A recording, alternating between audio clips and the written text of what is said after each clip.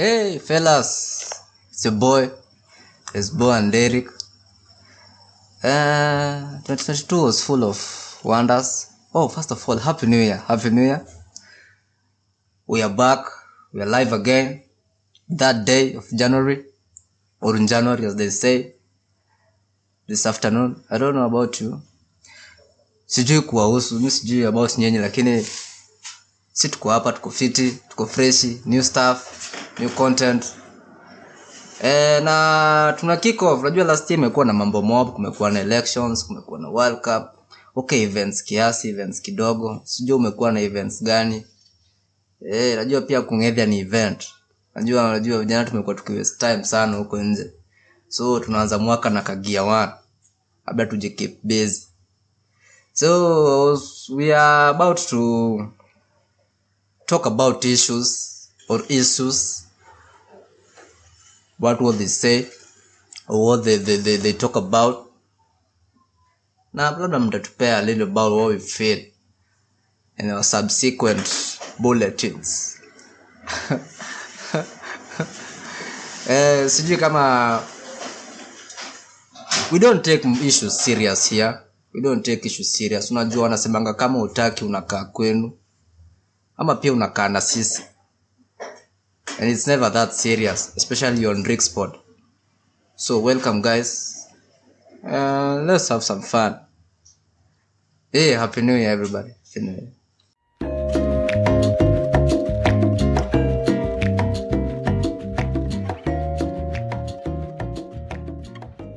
Yo, welcome to the Dricks Pod, where I review the week's nonsense. From politics to sports to pop culture, no subject is spared. Let's go.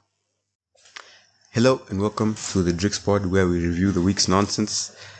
From sports to pop culture to politics, no subject is spared, including your favorite religion. We don't care. We don't care and we don't take it that seriously. Anyway, welcome to the podcast and Happy New Year to everybody out there, everybody who will be listening to us. We hope that you will be taking this journey with us and growing with us and learning with us as well, because that's the whole goal, despite the fact that we don't take things as seriously. Sometimes we do. And when we do, we hope that we provide a space where you don't just come to be entertained, we also come to learn a bit. Ama namna gani hizo? Mambo ndio hiyo bana, ndio nakwambia nikifika hizo tu. Unajua life is all about angles. Venye unaiangalia ndivyo hiyo hesabu itakam through. Na ikikufikisha kwa kona pia unajua. Na dunia ni circle. What goes around comes around. What goes around comes around. You know what they say. Mwaka imeenda hivyo na ikarudi na ikaisha tena. Bana, sasa tuko 365 - 3 ni 362. Oh, sasa leo tuko day 3 of 365. Day 365 man. So 362 remaining, bro. Let's make it count, brothers. Unajua hizi siku tatu tusha waste, lakini hizo zingine zimebaki to focus man, to focus up ama aje hivyo. Yeah. Ndio sisi hao. Na tuko na ma stories zingine hapa. Zingine zina make sense, zingine nonsensical, lakini zote ni common. Zina understand. They make us understand they understand each and everybody. The only reason why we are talking about them is may happen. Otherwise I don't know what tunaongelelea. Yeah, they are there. Yeah. There are issues that are happening and there are issues that must be discussed. And they are nonsensical. If that is a term. So anyway, all of you guys when you mmepanga stories New Year's resolutions, kama kuna resolutions hit us up on our socials, touch hapo chini kwa link. Mtuambie resolutions hiyo ni gani bana? Vijana wapangangi. Acha sasa nikwambie sasa kitu kweli. Vijana wapangangi. Lakini wanakuanga na ideas. Wanakuanga na hiyo mpango. Ideas nazo ni mingi. Wanakuanga na hizo mpango. Wanakuanga na hizo mpango. Sijui sasa resolution is a big word. Resolution is watu wako na salary and stuff. For us youth ama sisi vijana ni mikakati. Yeah, mikakati. Ni form. Yeah, ni vitu kama hizo, ni mikakati, form, rada, mtaratara. Yeah, things like those. So yeye tuambie wewe kama uko na mtaratara ama form ama rada hii mwaka tuambie rada yako ni gani hizi ama rada zako ni gani hizi, utakuwa wapi, ama tu tusize tukupeleka nayo pia. Ama pia sisi tuko nayo pia, tunaweza kupeleka nayo pia. So stay tuned. Okay, Derek, what's up? Mambo imekuwa mingi hii mwaka manze. Watu wameanza the year with a bang. Watu wameanza the year with a bang. Literally. Na sio zile fireworks peke yake. Ni a literal bang. Watu Unasema watu walivuka kuvuka my guy. Wali niambia ulisikia tu hizo fireworks ukanyagia blanketi zaidi. Unajua kitu ya kwanza kwa zamani fireworks imekuwa sight to behold. Aki for the longest time I've been witnessing these years jumping over and crossing over and stuff. Fireworks zimekuwa sight to behold. So the moment unasikia fireworks na hujazizoea, something is happening.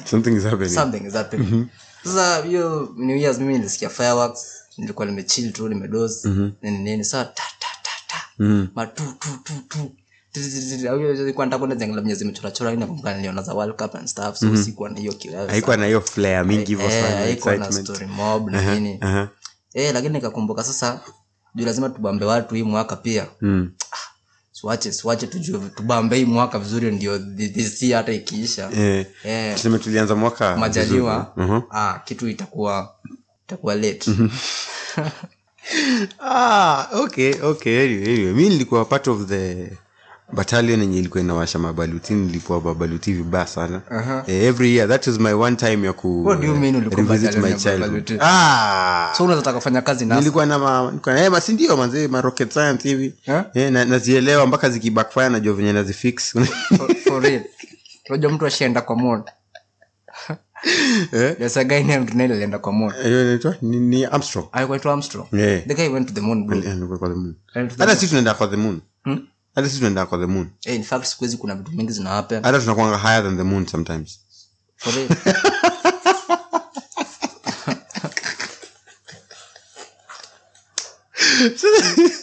Kuna point.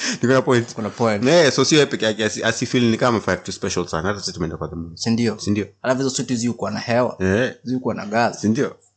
So hata yana inhale na exhale. Haziwezi kubeba sana. Haziwezi kubeba vile. Ndio hiyo. Si ndio hiyo sasa. Hebu tuambie kumeendaje? So anyway, to start off the year, manze, tuna start off the year with a bang, my guys. Recently kulikuwa na ripoti kwa kulikuwa na mambo ya this governor wa Meru, anaitwa Kawira Mwangaza. And she was facing impeachment proceedings. MCAs wake 67 out of 69 MCAs walivote bana saitu impeach.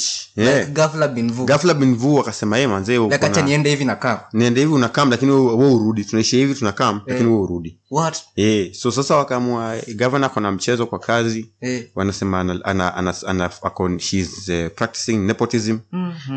She is bullying people, she's inciting people, and she has misconduct in relation to nomination of county executive committee.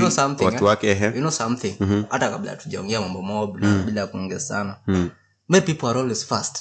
They are fast.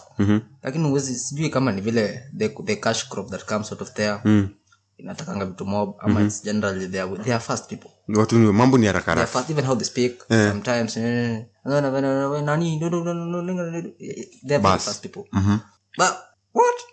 Yeah, so there are people that want development and they want it very quickly, and if you do not deliver, wanasema wote ishamta. So I was in support of the impeachment. Me personally wanaona tu anafaa kwenda home because I feel like she's dragging she's bringing her personal issues into the business of the county, and that was not fair to the people of the county of Meru, the good people of the county of Meru. And therefore I think she needed to go home because sasa ukianza kutuletea bwanako sijui ndiye anakuwa ambassador sijui wa hustlers. First of all, we have only one hustlers ambassador, jina yake ni President William Samoei Ruto. Hata kwa wale ambao tukumpatia kura tunamrecognize kama the hustlers ambassador. Na tutaki mtu mwingine apatiwe hiyo cheo. Hiyo cheo ni ya mtu mmoja. Politics is a dirty game. Unajua tutaki vitu tunasema hapa tujikute tumeshikwa handa juu ya mambo mengine. Tunafinywa kidogo sehemu zingine. Tunaanza kufinya ama mtu anakuambia nitakufinya sababu ya siasa. Lakini politics is part of us. It's a way of life. Hapo sasa kwa story ya ati ni bwana yake. Amongst other things, but ya bwana yake ndio ilikuwa the main. Behind every strong man, what they say. Behind every strong man, every successful man, behind every successful man is a strong woman. There is a strong woman behind her. The fact that Kawira Mwangaza made it to governor, women governor, with the all women cloud surrounding our politics currently, That tells us a lot. Inatuambia mambo mengi. In regards to her character, in regards to the person that she is, You know, when you're holding public office, people take you in your the way you carry out yourself. I don't know what they call it in English. Yeah, I don't know what they call it about it in English. The way you carry yourself, the way you carry it yourself. If she has a vile umejibeba yani. Yeah, ndio hiyo sasa vile umejibeba. So kama amekuja na bwanake into a public office, which is work, amemdrag into her mess. Because she's in a mess right now. So you can say she has dragged her husband into the mess. And you normally know women are the one who bring these issues. I think that's a A game for the men out there. I think we are winning. We are winning both ways. We are winning. If you look at it clear, we are winning both ways. In what sense? In what sense are we winning? Because now a lot of people will look at Kawira Mwangaza's husband as, in a sense, being one. Some people will say that he has some influence towards his wife. He's influencing his wife's decisions, while others will look at him and say, "This is a weak man. Unabebwaje tuna baby like a lapdog. You're being paraded around like a lapdog." You see, there are issue. Probably there are two ways it could go. There's a lot of, when it comes to impeachment, unajua kutolewa kwa kiti. Unangolewa. Hata si kutolewa. Ni kungolewa kwa kiti. Kungolewa kwa kiti ni kitu kingine ngumu. Alafu unajua sasa in Africa nama in our society how we talk about these issues, this family nini issues, we express them in a way that people think like ni madharau ama ni mambo mingi. Unajua sasa hata sisi vijana wenye bounce anatoanga mtu dunda saa nyingine unaangalia ngoma msee uwezi mvunja unafanya nini tu umetoka na amekutoa dunda na sasa unashindwa kutendaje msee so unaona kitu kama hiyo. Kama alikuwa na gross misconduct ama kuna kitu alikuwa amefanya mbaya according to the law, I think ni sawa kitolewa. Hakuna mtu ako na issue. But she was right now sisi kama especially say you we are very interested in our politics and our affairs. We demand integrity and the only issue, demand integrity and all this stuff in the only issue is, one, she survived the impeachment because Mwakambi amesurvive. Ameanza Mwakambi with a W. Mwakambi anaanza na mambo mob. So she has survived the impeachment, which I don't think she should have survived, because 62 charges were leveled against her. At what? 62 charges.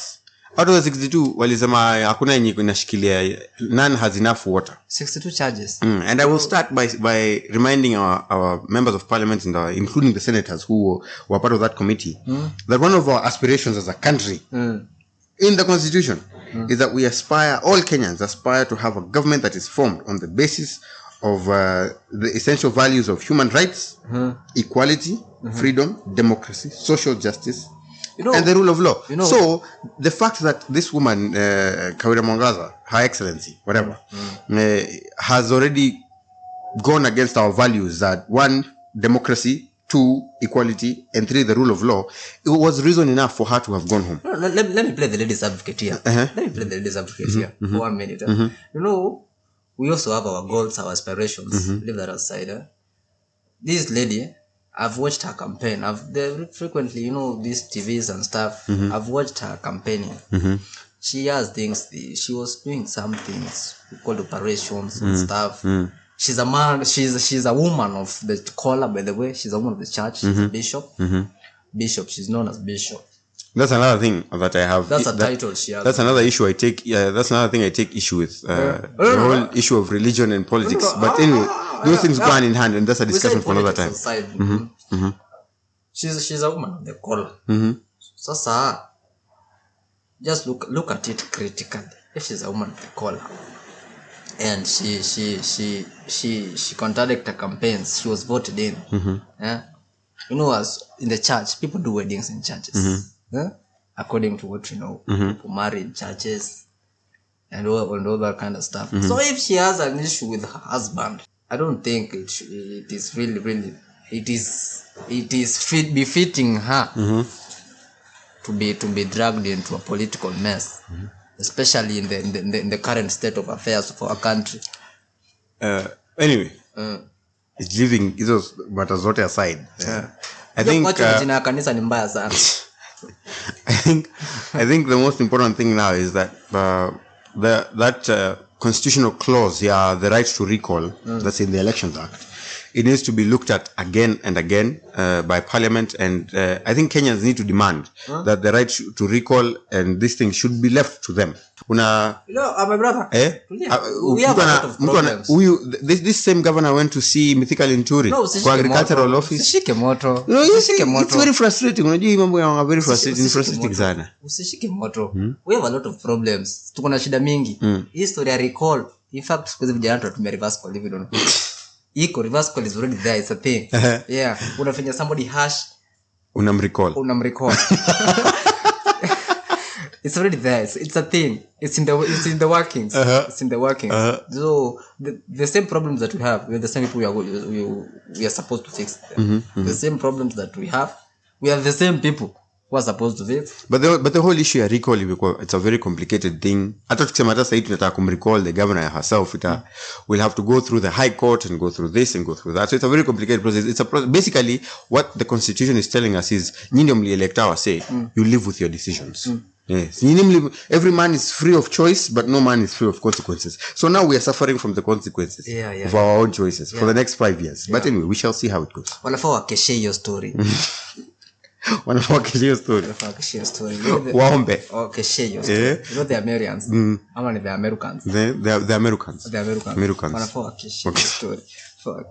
Hey, moving on to other stories. With the bang. There was a recent report from the county of Vihiga. I think you know where this is going. We shall go. Yeah, there was a recent report from the county of Vihiga where the village elders were complaining that their children, they were complaining about the rising cases of incest amongst their children in the area amongst the children of the clan. Wanasema watoto they are marrying their own cousins, they are having sexual relations with their own cousins. What do you think should happen? Unasema ni uko pande za western huko hizo ma area. Unajua watu western wanakuwa na shida mingi zaidi, lakini kila mtu ako na maishu. Mimi mtu wa western. Mimi mtu wa western kwanza. Sasa mtu ni Christmas unatoka Nairobi, unaenda na kila kitu ushago, unakuta mtu amebeba nyumba yake yote, ameweka juu ya basi, matunda basi, ameenda ushago. Na anafari nayo ni wewe. Sorry naye. Mtu ni kutembea na vitu zake. Zikipotea useme ni wewe ulipoteza. Sio mzazi kuibiwa. Wewe ndio ulipotea. Mtu anafaa tembea na vitu zake. Tembea na vitu zako. Discussion inaweza kuwa mzito. So unaonaje hiyo story man? Ama tufungue hapo huko sijui. Anyway. Watu wa Super Metro, fungueni hapo Western bana. Na mweke hizo pesa zikuwe cheap. Watu wa land vizuri. Watu wa land in style. Anyway, kama this is the issue, if the village elders have reported this, ama wamefanya nini? Wanasema wana address, wanasema it has become a serious issue. Menace. Unajua tusitumie jina mbaya hapo. Unajua sisi wote no one is clean.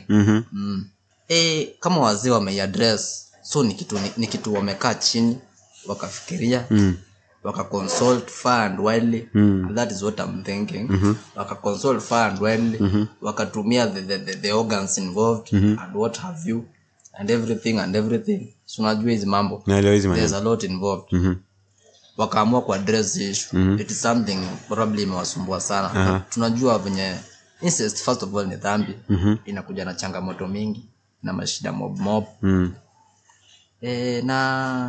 Ni shocking first of all, sababu unajua sasa hivi venye mambo iko. Prevalence rate pia tunapiga na prevalence rate with all this sexual transmitted diseases. Ama ni infections. Kuna STD. Watu kidogo unasikia wako na yeast infections. Na unajua tukisema STI hatumaanishi zile za Subaru, ni vitu serious. Ni vitu serious. Hata sikuwa nakumbuka shit. Subaru boys no offense. Yeah. Sasa unaona vitu kama hizo vitu, unajua vitu ziko, alafu unajua the world is also changing up. Life inazidi ku demand more of us, na ni vitu zina happen kwa culture na society. So sisi kama youth ama sisi kama watu tunapenda sekete, Najua kama upendi kinyang'oni pia watu wanaanza kuangalia vibaya. Najua kama upendi kinyang'oni pia watu wanaanza kuangalia vibaya. So unajua labda sasa wameamua kuiaddress ndio isilete misfortune. Unajua asiyesikiza lawa mkuu au they say asiyesikiza lawa kuu anavunjika guu. Sikia mkuu na siku hizi vijana wanajiita wakuu wote. Niaje mkuu sijui nini. What I will say about that, unajua tulisema hii platform we are here to talk about issues that don't make sense. This na make sense. Na wakati tunaongelea vitu zina make sense, we must also try to educate the people. So the first thing I will say, according to the Sexual Offences Act ya Kenya. Leo tunasoma act mingi sana. Tumetoka Elections Act, tumeenda sasa Sexual Offences Act. Okay, msishikwe na feelings. Relaxing. Inasema any person who commits an indecent act or an act which causes penetration with a female or male person who is to their knowledge their daughter, son, sister, granddaughter, mother, niece, aunt, uncle, nephew, father, grandson, grandfather, or brother is guilty of an offense termed incest and is liable to an imprisonment or for a term not less than 10 years. Basically, ukikula mtu wako wenyu unafungwa jela miaka 10. Kama ukijua hivyo.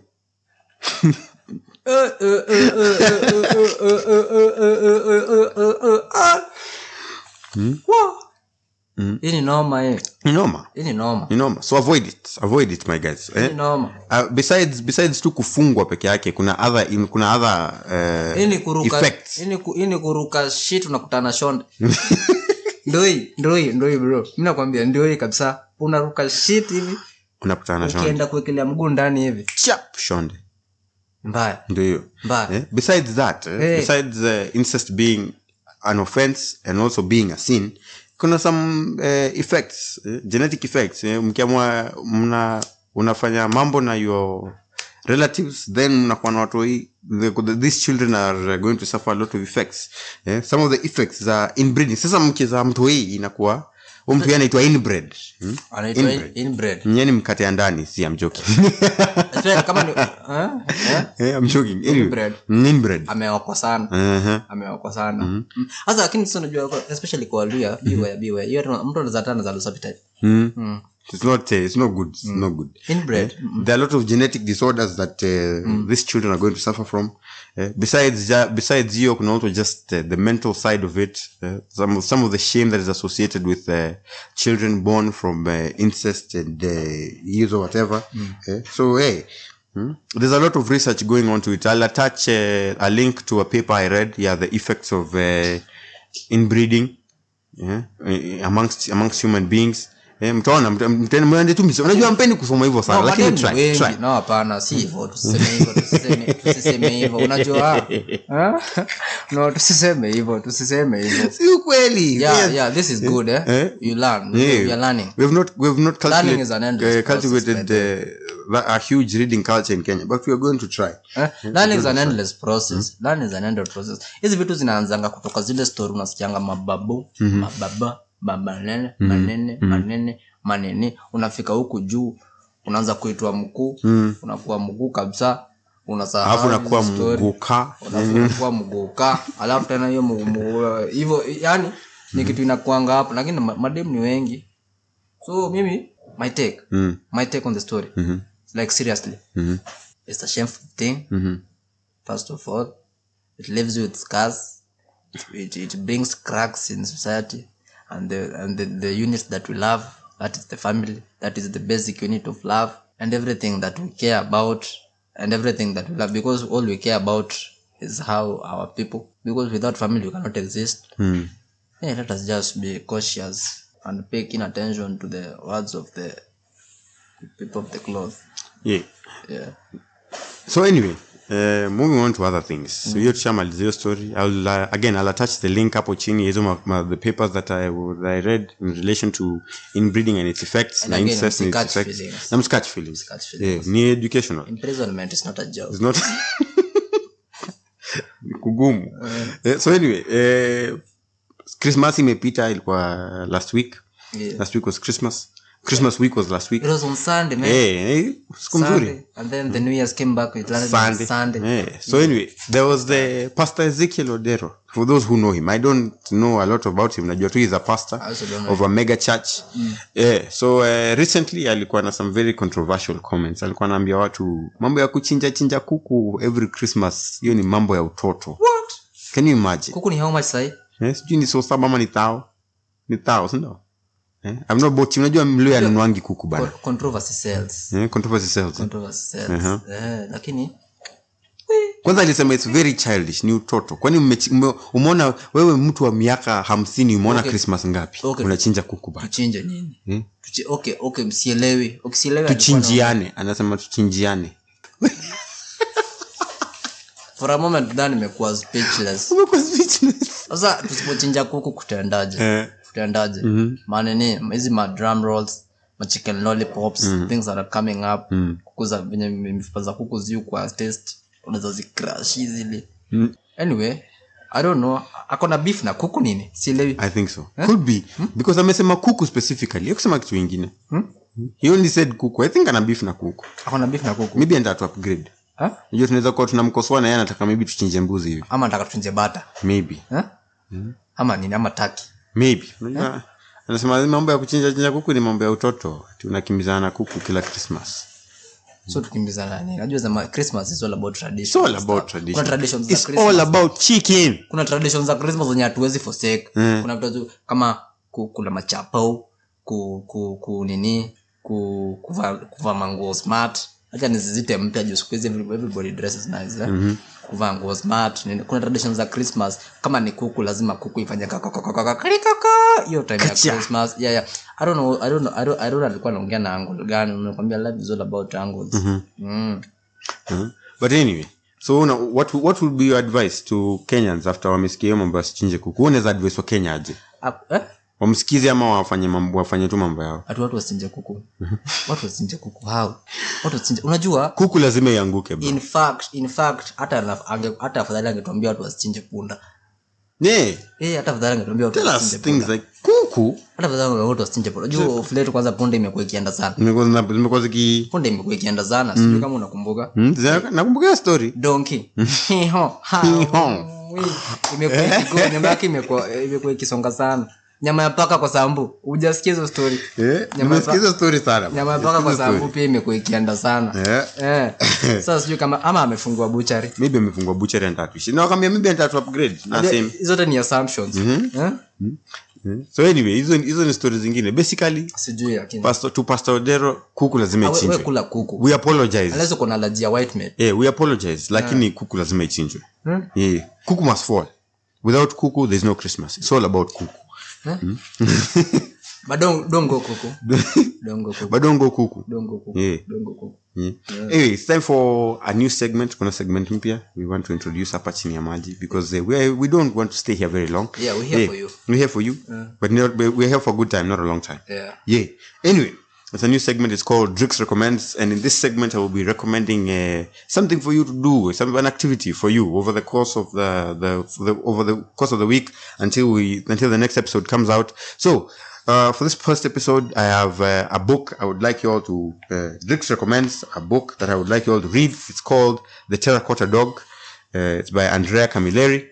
It's a murder mystery, detective mystery for anybody who would like who is interested in those kinds of things. And if you're not, it's a really good book. It's easy to read. It's a good pickup. Believe it or not, nilibuy hiyo kitabu so 100 bob. Nilibuy kitabu 100 bob. Yeah, that's a good. It's a nice book. You're promoting good culture. I also read sometimes. For me, najua spend time to time. Sana. Concentration span yangu ikuangi juu. Haikuangi juu sana. Hata unaweza kuta nimedoza dakika 10. Haikuangi juu sana. Hey, your story. Thank you for sticking with me for 20 minutes, man. Read guys. Yeah, so The Terracotta Dog, look for it. It's online. You can order it online. Ama kwa your bookstores. Just go look for it. Terracotta Dog, Andrea Camilleri. If you like it, go read it. Yeah, and that's it. And then again, kuna another segment in it. Last week in history. Last week in history. So we are looking back at the events that happened over the previous week. Tuwezi angalia za next week, juu ka tutakuwa huko next week. Last week in So history. tunaangalia za last week yetu tulikuwa. So history. Hizo stories So, bamba. Last week in history, we're going to be looking back at major historical events that took place over the course of the previous week. So we are focusing on the week from 25th to 31st. Yeah. Historically. Tell me, bro. Tunaanzia na the first major event. 25th. Nearly happened 25th of December historically. The majorest thing. Last week in history. 25th of December. Nearly happened. Christmas? Apart from Christmas? Si Yesu alizaliwa bro. Yeah, apart from Christmas. Yes, ndio sasa. That's the only. Hata kama kuna zingine hatu consider. Ni birthday ya Yesu peke yake. Birthday mkuu. Hiyo peke yake ndio tunaangalia. Oh, things happen, bro. 26th of December 2004, a tsunami caused by an earthquake under the Indian Ocean leaves 216,000 people dead in 136 countries. What? Mambo ilikuwa live hiyo time. Mambo ilikuwa live. Which year? 2004. So kuna watu walikula Christmas chini ya maji. Boxing Day ilikuwa kumbe ni water day. 30th of December 2006, Saddam Hussein. Kumbuka Saddam Hussein? I remember the guy. Saddam Hussein was hanged in northern Baghdad for crimes against humanity. He was hanged in December. Was it in December? 30th. 30th December 2006. Saddam Hussein was hanged in December. For real? For real. Na yako rise in 3 days. Shida yake ni yako rise in 3 days. Okay, goodbye Saddam. Peace. Goodbye Saddam. And then 31st of December 1999. The people from all over the world welcoming the new millennium. The new century. That's what we hear. If it wasn't for people in 1999, we could not be here. Hatungekuwa hapa sahi. Doing these things they call digital space and digital, they are taking advantage of all of you for listening to us. Yeah. If it is not for 1999, my people. All the people born in 2000 and 2001. All those, what are you millennials. Yes. Yeah. So anyway, thank you Tell guys. Tell us what you think, by the way. About the millennium. About the 21st century. How is the 21st century treating you so far? So anyway, you guys, thank you for tuning in to the podcast this week. We hope to see you again next week. Tutakuwa na more and keep looking out for Hezboh's opening monologues. Hizo vitu zinakuanga fire deadly. Na ndio tunaanza. Yeah. So it's going to get fire as we go. It's getting hotter by the minute. Stay tuned. So see you next week. I'm out. Peace. Hey, thanks for tuning into the Dricks Pod. I hope you liked it. If you didn't, well, it's nonsense. You're not supposed to in the first place. Peace.